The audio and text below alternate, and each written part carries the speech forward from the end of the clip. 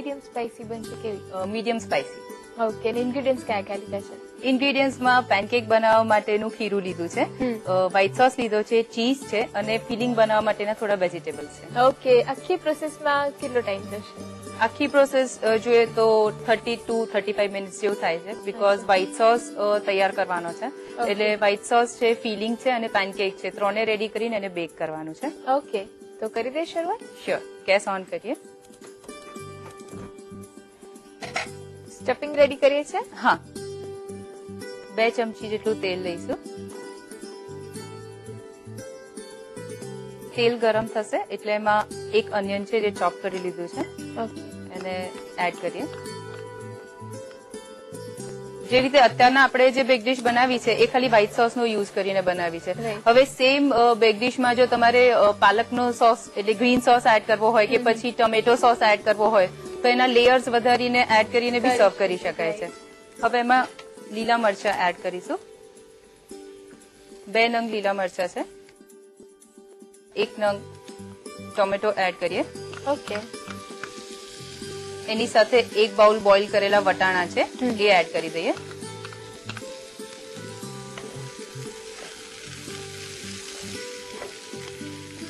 હવે એમાં રીંગણ એડ કરીશું.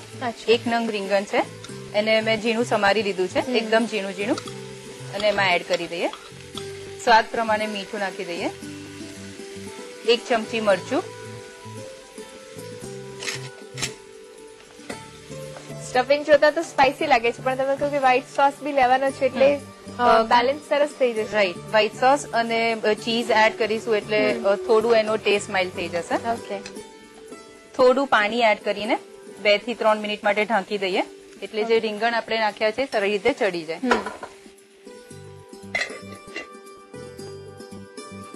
અત્યારે ગેજેટ્સ ની આપણે વાત કરીએ તો બહુ જ બધા ગેજેટ્સ માર્કેટમાં અવેલેબલ છે જે કુકિંગની પ્રોસેસ ને અથવા તમારા કામને ખૂબ ઘટાડી દે છે. શરૂઆત કરીએ તો ચોપર થી લઈને પછીથી તમે ઓવન નો ઉપયોગ કરો, માઇક્રોવેવ નો ઉપયોગ કરો તો બધું કામ ખૂબ ઈઝી થઈ જાય. સાચી વાત છે. અને માઇક્રોવેવ છે, પછી તમે નવા નવા ગેજેટ્સમાં અત્યારના જો જોવા જાવ તો માર્કેટમાં બધી જ વસ્તુ માટે એટલે બહાર જે બરફ ખાવા જતા હોઈએ આપણે તો હવે તો ઇઝીલી ઘરે ગોળો બનાવવા માટેના બી સાધનો મળતા હોય છે. ઇવન રાઈસ માટેનું પણ સ્પેશિયલ કુકર મળે છે. રાઈટ. અને પહેલાના ટાઈમમાં જે આપણે વસ્તુઓ ફણગાવતા હતા તો કેવું અંધારામાં મૂકીને કે જ્યાં એને હવા નથી આવતી ત્યાં, અને હવે તો એવી સિસ્ટમ છે કે તમે એવા બોક્सेस મળે છે જે તમે બહાર ખુલ્લા રાખીને બી ફણગાઈ શકો છો. Right right. અને અમુક વસ્તુ ઓવનમાં જેટલી સરસ લાગે છે એટલી ગેસ ઉપર કરી છે તો નથી સારી લાગતી, એટલે એ રીતે પણ ટેસ્ટ વાઇઝ પણ જોઈએ તો કોમ્પ્રોમાઇઝ નથી કરવું પડતું. સાચી વાત. હવે ચેક કરી લઈએ. ઓકે.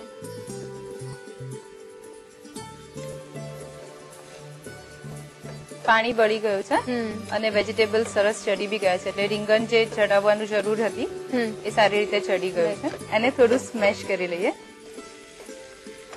ગેસ બંધ કરી દઈએ.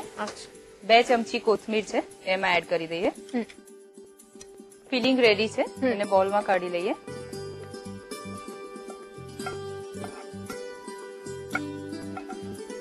હવે પેનકેક નું ખીરું લઈને પેનકેક બનાવી લઈએ. આ ખીરું છે મેં તૈયાર કર્યું છે, એમાં અડધો કપ મેંદો, અડધો કપ કોર્નફ્લોર, એમાં અડધો કપ દૂધ અને અડધો કપ પાણી, એવી રીતે માપ લીધું છે, અને પ્લસ મીઠું નાખ્યું છે સ્વાદ પ્રમાણે. એકદમ સ્મૂથ ખીરું રેડી કર્યું છે અને બહુ થીક નથી. થીક નથી. તવાને બટરથી ગ્રીસ કરી દઈએ.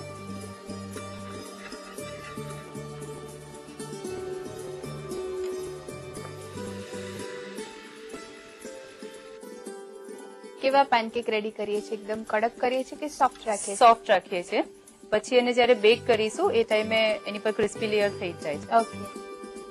જે રીતે અત્યારે હિમાલી આપણે પેનકેક ઉતારી રહ્યા છે તો અત્યારના જે ખીરું તૈયાર કર્યું છે એ જ રીતે જો પેનકેક્સ ના કરવા હોય તો સેમ આ જ માપથી મેંદાનો અને કોર્નફ્લોરનો લોટ લઈને મીઠું નાખીને લોટ બાંધીને એની સોફ્ટ રોટલીઓ બનાવીને પણ યુઝ કરી શકાય છે. તો એ ઈઝી. કદાચ કોઈને પેનકેક ઉતારતા ન ફાવતું હોય તો રોટલી કરીને પણ વાપરી શકે. પૂરેપૂરી શેકી દઈએ છીએ રોટલીને કે કાચી પાકી શેકીએ? કાચી પાકી. પેનકેક રેડી છે, એને કાઢી લઈએ. બીજું ઉતારી લઈએ છીએ. આ રીતે આપણે 3-4 પેનકેક્સ રેડી કરી દઈએ.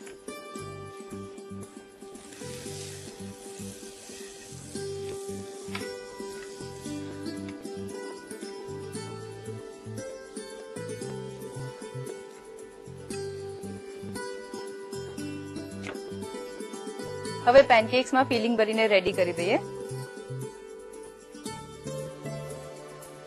હિમાલી, જયારે ઘરે આ ડિશ બનાવી હોય અને કોઈ ગેસ્ટ આવવાના હોય તો પહેલેથી પેનકેક્સ બનાવીને, વ્હાઈટ સોસ બનાવીને અને ફિલિંગ બનાવીને રેડી કરીને મૂકી દેવાનું. ઓકે. અને ખાલી ઓવનની જે લાસ્ટ પ્રોસીજર છે એ જ બાકી રહેવા દે. એટલે જે એસેમ્બલિંગ છે એ જ છેલ્લે રહેવા દઈએ. રાઈટ. અગાઉથી પેનકેક રેડી કરીને રાખીએ તો સારા રહેશે? હા, સારા રહેશે, કઈ જ નથી થતું.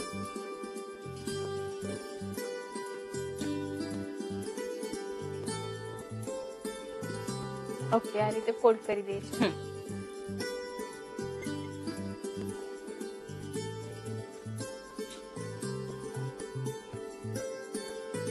સ્ટફિંગમાં બીજા કયા સ્ટફિંગ લઈ શકીએ આપણે?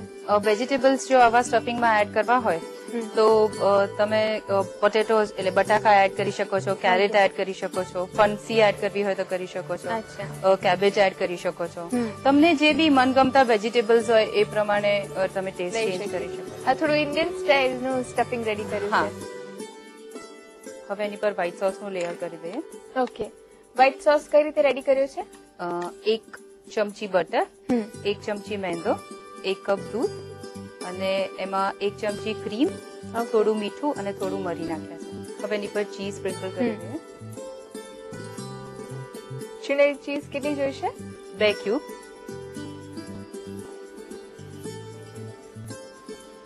રેડી છે. હવે એને આપણે ઓવનમાં બેક કરવા મૂકી દઈએ.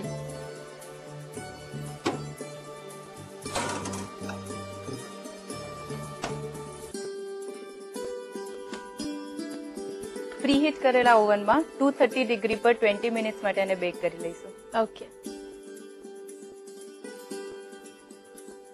રેડી થઈ ગયું છે. હવે એને બહાર કાઢી લઈએ.